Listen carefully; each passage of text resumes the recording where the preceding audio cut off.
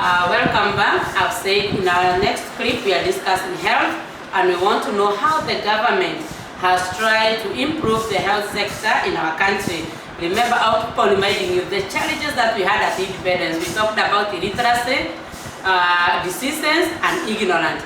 And this is where now we are under the diseases. So since 1963, the health services have been expanded.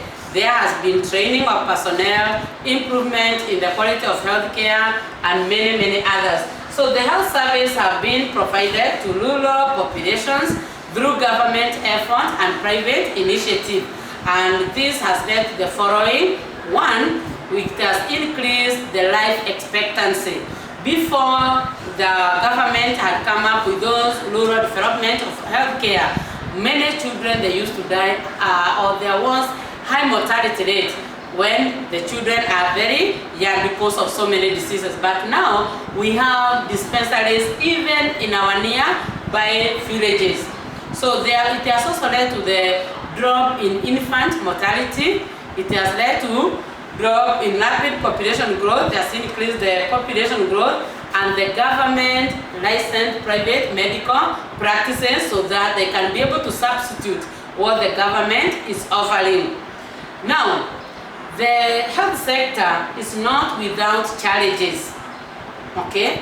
And one of the challenges that we have is the high cost of drug and medical equipment, whereby you find we have hospitals, but they don't have facilities. Today, we are fighting the COVID-19. But yesterday, I was so much worried when the minister said some of the hospitals, they have only one ICU bed. That means with this COVID-19 and people have been allowed to go to the village, how will it happen? And I would advise, don't travel to the village. It's even better when they're in the urban centers because there at least facilities are doing well. They also mentioned that the cost of those beds is 1.2 million per bed. So how many beds can a county be able to buy with this economic crisis? It is a tall order. Now let's not go to this, which is a pandemic. Let us look at even the common diseases. Sometimes you go to hospital, they don't even have injections. And therefore, we find it is not easy to run a hospital, especially when it comes to the cost of drug and equipment. The other problem is inadequate medical and research facilities. People want to be involved in this, but they don't have facilities to do those research. That is another big challenge. The other challenge is corruption. I think this one, I've mentioned it since I started, and it's high time all Kenyans open their eyes and see enough is enough for corruption. So when we talk about corruption, sometimes you look at that person there and you say, the corrupt person is a minister, the corrupt person is a policeman. How am I as a person, how have I contributed to that? If I can go to the hospital, instead of queuing, I go and give something small so that I can skip the line. That is part of where corruption starts. And therefore, corruption has lagged behind this country in all sectors. Now, it is here again in the health department, whereby you find some people, they can manage to go to public hospitals, they are able to be accommodated in good wards, while others are neglected. You go to hospital, you are told there are no medicine, but if you pay something small, those medicines are found. That is something that we need to preach and preach with a loud voice so that our country can come back to the line where it's supposed to be, because corruption will never allow a country to go ahead. The other problem is negligence and malpractice. This is very common in our public hospitals, whereby you go to hospital, you find the doctors are there, the nurses are there, but they don't care. Why are they not caring about these sick people that have come in their rescue? It's because people, they feel they are demotivated. People, they feel that, when you are not motivated, the attitude is there. And therefore, I would call for the future doctors that I'm teaching today to become people who care, who are mindful about other people. The other thing is malpractice.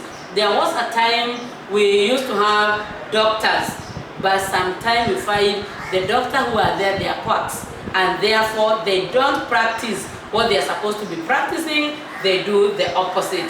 The other child that is facing us, and I don't know how we are going out to fight this one, is brain drain, whereby those most brilliant students, those who are very good in this field, they have gone to work in other countries. So qualified doctors have been preferred to work outside the country because there they are given good opportunities. I think it's high time our government start encouraging our doctors to work here by paying them well and also servicing them where necessary. The other problem is HIV and AIDS menace, which has drained a lot of government resources. You find today we have so many people who are victims, and therefore the government needs to take care of them because we need them. And therefore it has taken all the resources on that side. Now the HIV and AIDS has been at the top, but today we also have another challenge of cancer. We have now the current challenge of COVID-19, and all these problems when they come, the government is so much strained. The other day you had the government saying we have spent 4.2 billion in taking care of those people who are coming here to report.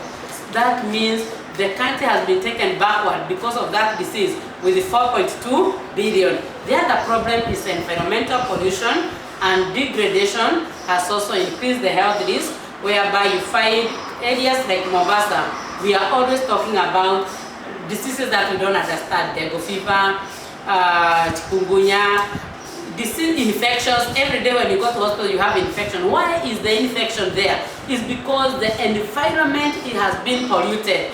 And more so, we have even other diseases that are developing in ourselves we don't know because the environment is not clean. Go to the villages, you will never even cough because the environment there is clean. Now here, because of industries, there are a lot of emission of chemicals. We find people, they are having some diseases or some health problem that sometimes we don't even know how to explain them. Then the other problem is high rate of accident and injuries in the country, whereby has also now seen the emergency room being always full. And sometimes you want to go there, you find people are so many, and sometimes people even die in the queue because the high rate of accident in the country and injury is very high because our roads are very smooth, and therefore most of our drivers are careless, they don't care, and also the injuries in these factories and industries have also caused a lot of problems. So I want to stop here. In the next lesson, I'll go and look at the cultural development of the cultural sector, how the government has managed it, and from there we call it a day. Have a good day.